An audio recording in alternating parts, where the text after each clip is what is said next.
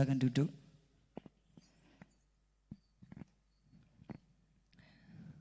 Salam, selamat pagi. Semuanya sehat? Ya, saya percaya kita kuat, kita ada bukan karena kita hebat, bukan karena kita mampu, karena Tuhan menopang kehidupan kita. Di pagi hari ini saya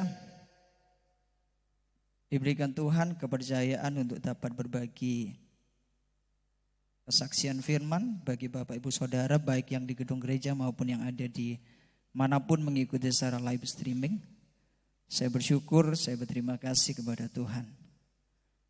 Dalam hidup ini banyak hal yang kita temui. Saya akan membahas satu kebiasaan orang yang kadangkala tidak disukai. Kebiasaan tersebut adalah terlambat. Ya kan? Jadi kalau orang di sebuah perusahaan, biasanya kata terlambat ini sering menjadi evaluasi, ya.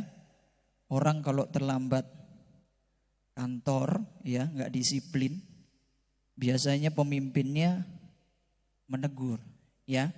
Dan teguran itu kalau berulang-ulang bisa berujung kepada pemberhentian, ya kan. Kalau di dalam kehidupan sehari-hari, anak-anak sekolah bisa juga terlambat sekolah, ya kan? Kalau terlambat sekolah akibatnya dimarah guru, ya kan? Atau kadang dihukum.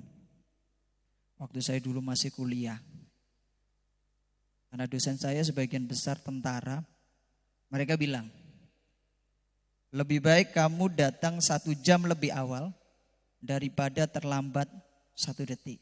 Nah, ekstrim itu. Nah, terlambat ini sering kita temui. Kalau orang Surabaya menyebutnya pendek, kasep, telat, ya kan?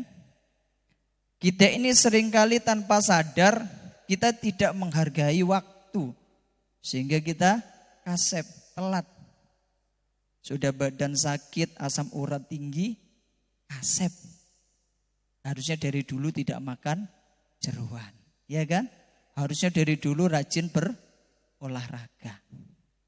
Jadi kasep atau telat atau terlambat itu sebuah kejadian yang kita temui hampir setiap hari.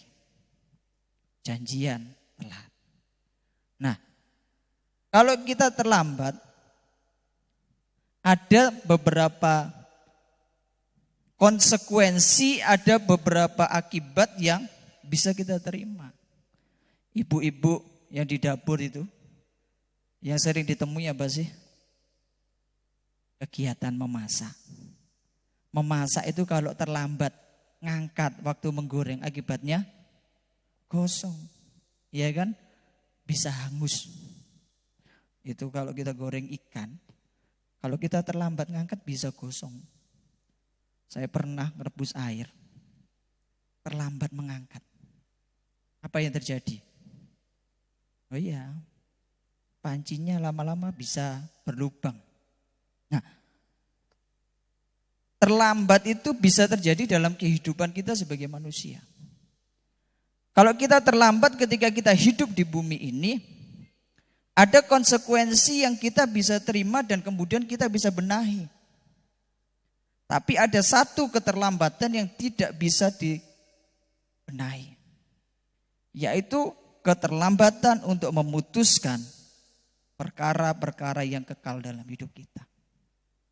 Kalau kita terlambat untuk menyadari apa yang perlu kita putuskan hari ini, maka kita akan menerima satu konsekuensi yang tidak bisa kita ubah, yaitu konsekuensi kematian kekal atau konsekuensi kehidupan yang kekal. Nah, ini akibat kasep. Dulu masih muda, masih seger, masih gesit, gak cari Tuhan. Nanti ya ini wis umurnya di atas 50 tahun. Ternyata setelah 50 tahun wis kasep. Sudah gak bisa jalan. Sudah banyak penyakitnya. Gak bisa melayani Tuhan. akibat terlambat.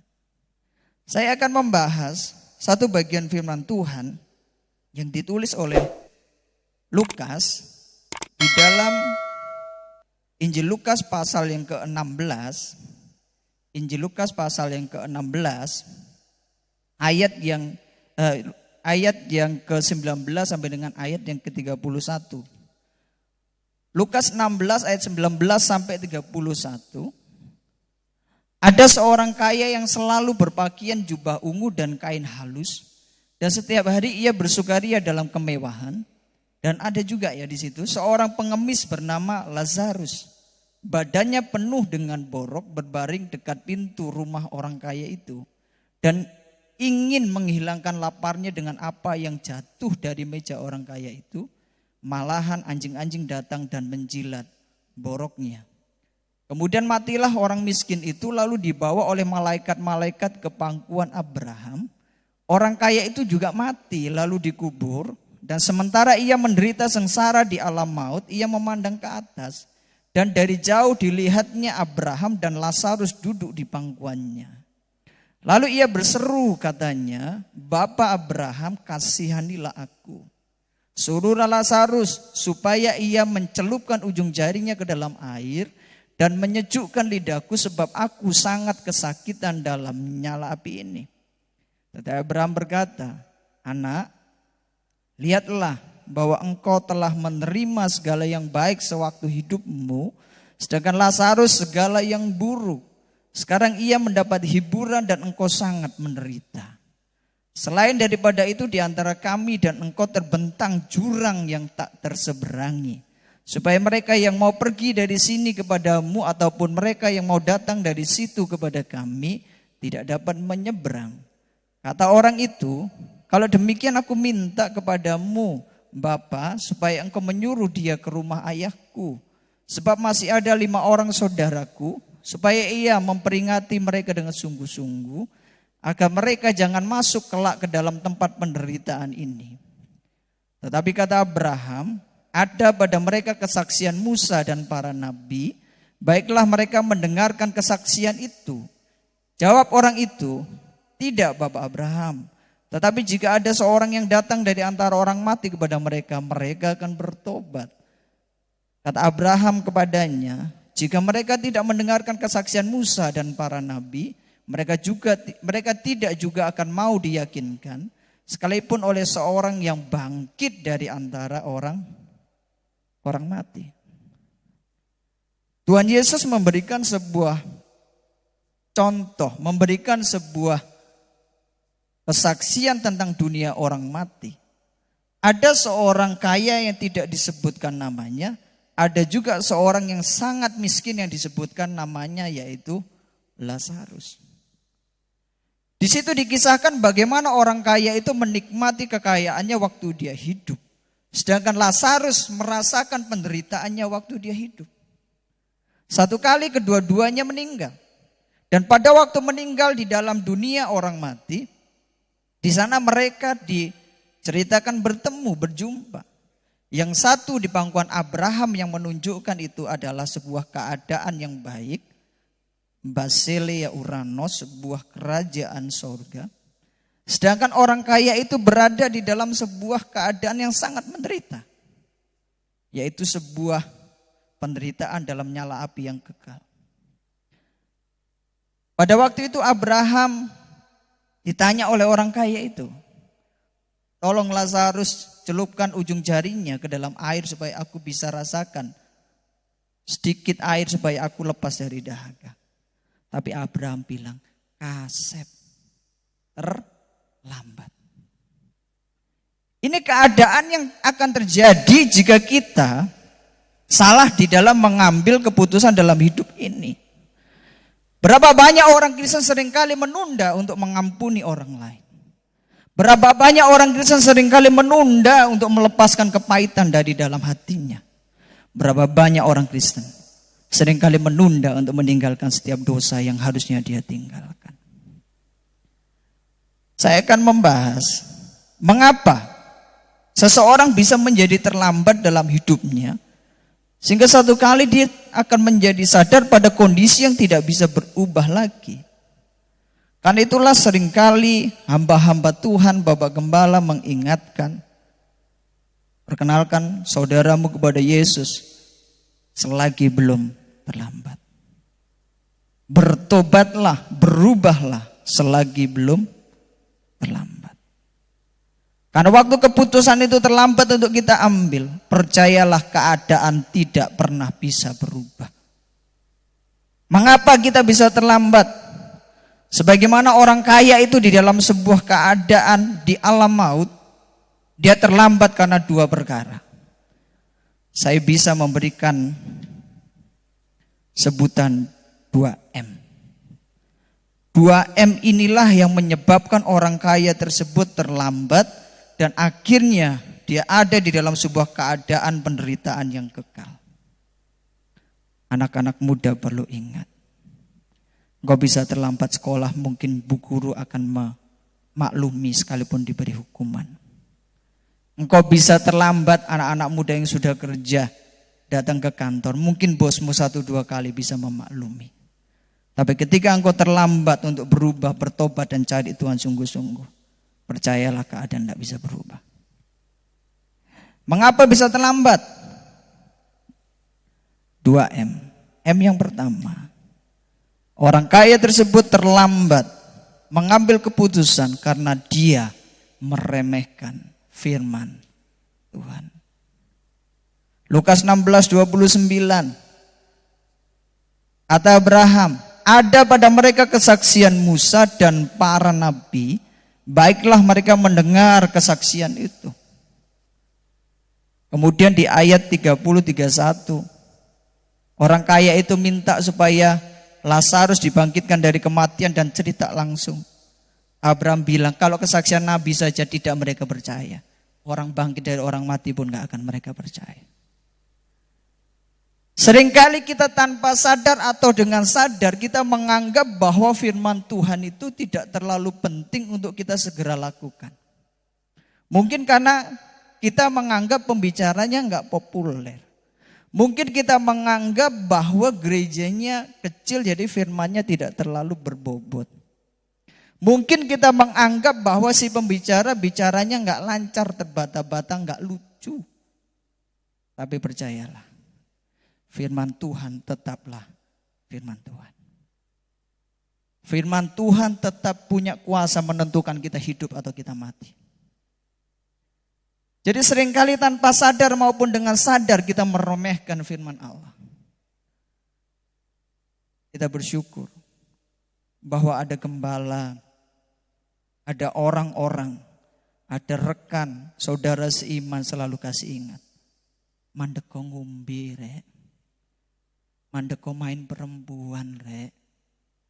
Mandeko apa lagi? Pasang judi bola rek, ya kan? Yang di bawah, yang di atas, yang jauh di sana mungkin juga dengar. Pasang dulu, mumpung Juventus lagi bagus. Lali, besok pagi bisa kasep, bisa telat. Selagi hari ini kita punya satu kemampuan, satu kesanggupan, kita punya satu peluang yang Tuhan beri. Ayo, hargai firman Allah.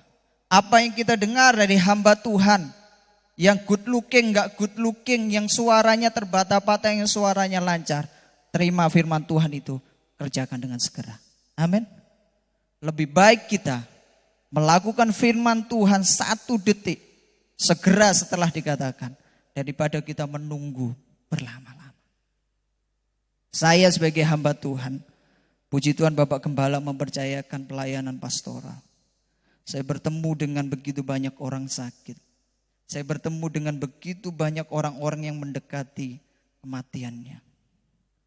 Seringkali mereka bilang dalam hatinya, harusnya saya dari dulu berubah. Harusnya saya dari dulu atur pola makan saya. Harusnya saya dari dulu berolahraga. Jadi orang kaya itu mengalami sebuah keadaan yang sangat memilukan, yang sangat ironis. Karena dia tidak memandang penting berita para nabi dan kesaksian Musa. Hamba-hamba Tuhan, rekan-rekan yang terkasih,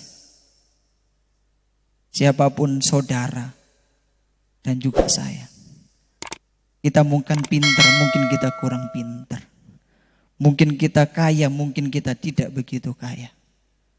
Ketika firman Tuhan hari ini engkau dengar, jangan pernah meremehkan firman Allah. Surga betul-betul ada, neraka betul-betul ada. Yesus memberikan jaminan keselamatan, tanpa Yesus tidak ada keselamatan. Kapan harus diputuskan? Sekarang. Orang kaya tersebut mengalami sebuah penyesalan yang sangat mendalam. Karena selama dia hidup, dia tidak mendengarkan kesaksian Musa. Dia tidak mendengarkan kesaksian para nabi. Saya memberikan perbedaan antara mendengar dan mendengarkan. Anda mendengar saya berbicara, tapi belum tentu Anda mendengarkan. Dan kemudian menyimpannya dalam hati. Untuk kemudian mengerjakannya. Kenapa firman Allah? Karena firman Tuhan adalah satu-satunya yang membuka mata rohani kita.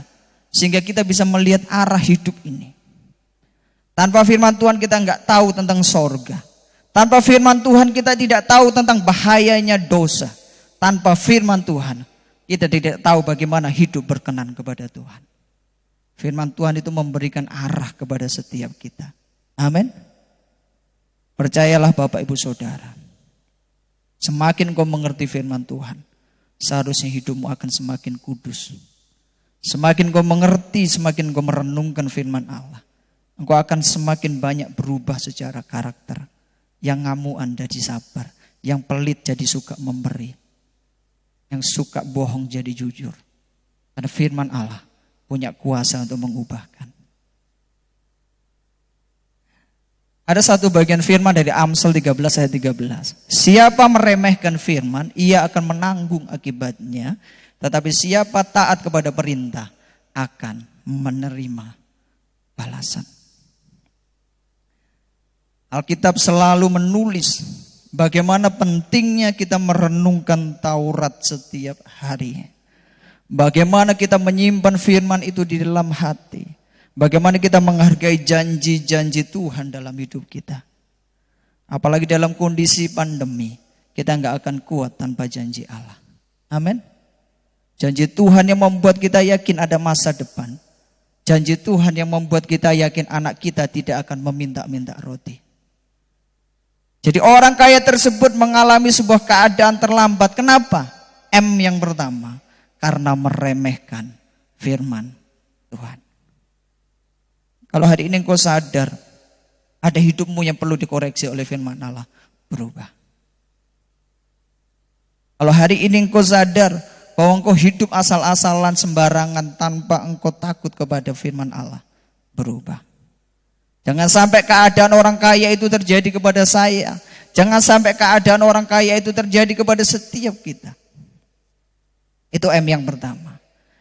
M yang kedua, mengapa orang kaya tersebut bisa terlambat di dalam mengambil keputusan? Kadang kita seperti ini. Kita pikir jarum jam itu kita bisa tarik mundur. Iya, kalau jarum jam yang kita beli di toko. Tapi waktu yang sudah dipercayakan kepada kita, nggak bisa kita tarik mundur. Paling tidak kita bergerak dalam 3 waktu. Pertama adalah waktu Kairos, di mana Tuhan menetapkan kita lahir. Di mana Tuhan akan menetapkan juga kita akan mati. Dan kedua ada waktu Kronos. Waktu sebagai manusia kita hidup bernapas. Setiap hari kita bergerak di waktu Kronos. Dan ada satu waktu yang namanya waktu Hora. Waktu di mana kita mengusahakan sesuatu sehingga kita berubah. Waktu Hora ditentukan oleh sebuah keadaan di mana kita mesti ambil keputusan. Kapan kau bertobat? Sekarang, maka itulah waktumu. Orang kaya tersebut terlambat di dalam kehidupannya. Kenapa? Pertama kali dia meremehkan firman Tuhan. Yang kedua, karena dia selalu meremehkan kesempatan. Bapak Ibu Saudara rekan yang terkasih, kesempatan dari Tuhan tidak selalu ada. Makanya ada sebuah lagu yang dibuat dan cukup banyak dinyanyikan. Hidup ini adalah kesempatan. Selama kita bernafas, selama kita bergerak, kita punya kesempatan. Jangan pedulikan seberapa besar dosamu. Jangan pedulikan seberapa banyak engkau telah buat salah. Selama engkau hidup, firman Tuhan sanggup mengubahkan kita. Orang kaya tersebut meremehkan kesempatan. Kita lihat Lukas 16, 20, 21. Dan ada seorang pengemis bernama Lazarus. Badannya penuh dengan borok. Berbaring dekat pintu rumah orang kaya itu. Dan ingin menghilangkan laparnya dengan apa yang jatuh dari meja orang kaya itu. Malahan anjing-anjing datang dan menjilat boroknya. Orang kaya itu punya semua yang dia perlu. Orang kaya itu berkelimpahan di dalam segala apa yang dia miliki. Hari itu dia cukup mampu untuk memberikan makan seorang pengemis di depan pintunya. Tapi saya bilang anjing jauh lebih baik daripada orang kaya. Kadangkala kita sebagai orang manusia, kita tanpa sadar bilang, kapan saya harus berbuat baik? Nanti kalau sudah cukup, nanti kalau sudah berkelimpahan. Saya berkata, enggak. Berbuat baiklah di dalam segala keadaan yang kita punya. Bahkan firman Tuhan berkata, berbahagialah orang yang memberi.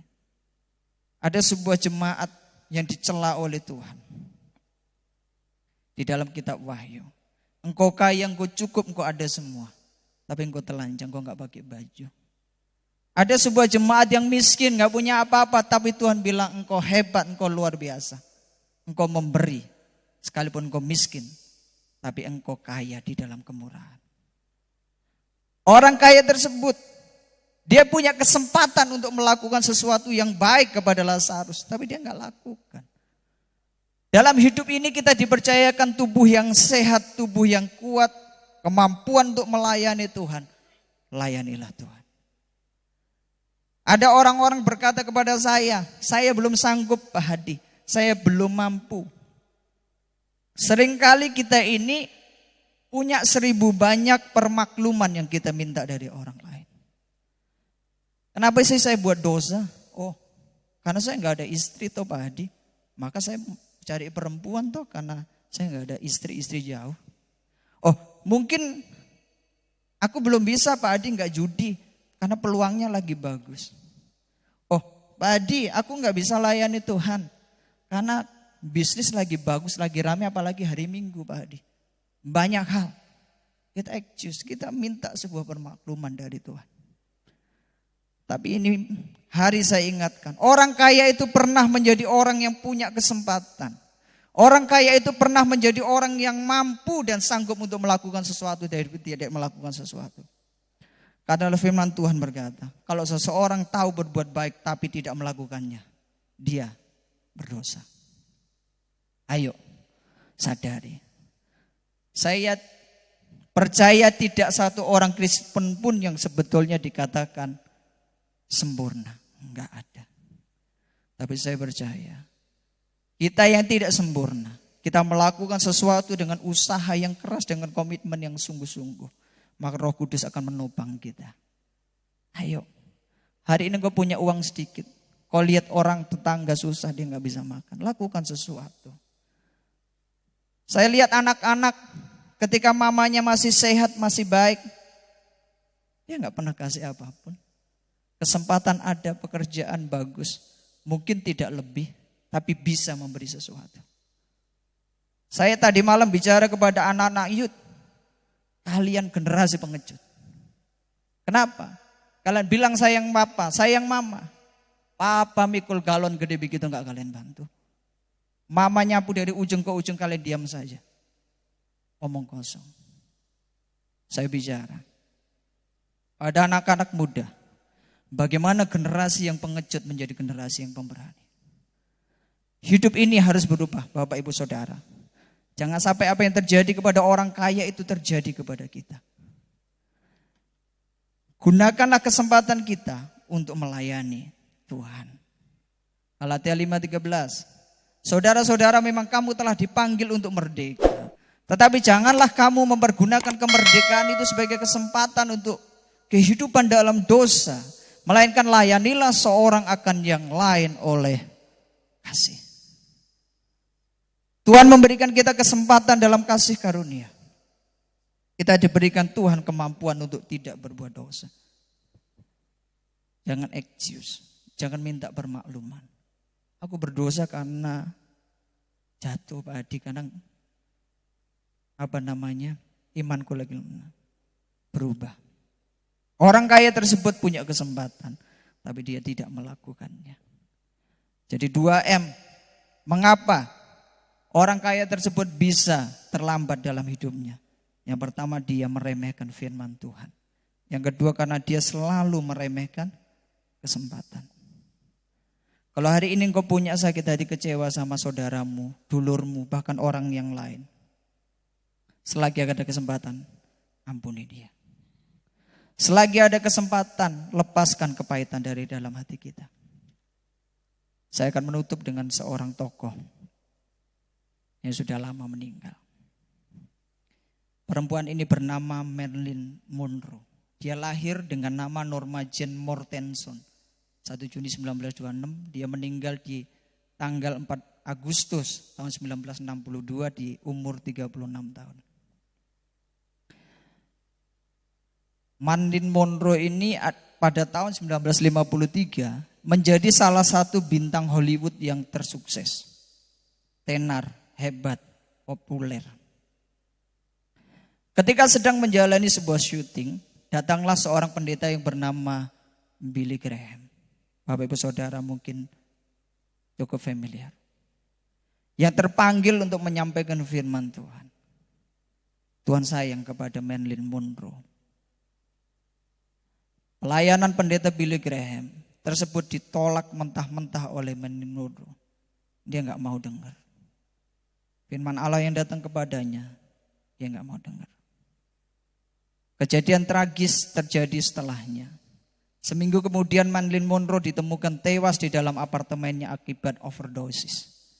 Menenggak obat tidur yang terlalu banyak. Tuhan memberikan Marilyn Monroe satu firman yang dia tidak terima. Tuhan memberikan kepada Marilyn Monroe satu kesempatan untuk berubah. Tapi dia berkata, saya tidak perlu Yesusmu. Dalam hidup ini, mungkin tubuh jasmani kita ada di gereja. Tapi seringkali jiwa kita tidak kita bawa untuk mengambil keputusan-keputusan yang penting. Bapak Ibu Saudara rekan yang terkasih, kalau Anda belajar dari orang kaya dalam Injil Lukas, Anda juga bisa belajar dari Marilyn Monroe. Mari kita ambil sebuah keputusan dalam hidup ini. Supaya tidak terjadi 2M. Akibat meremehkan firman Tuhan, akibat meremehkan kesempatan.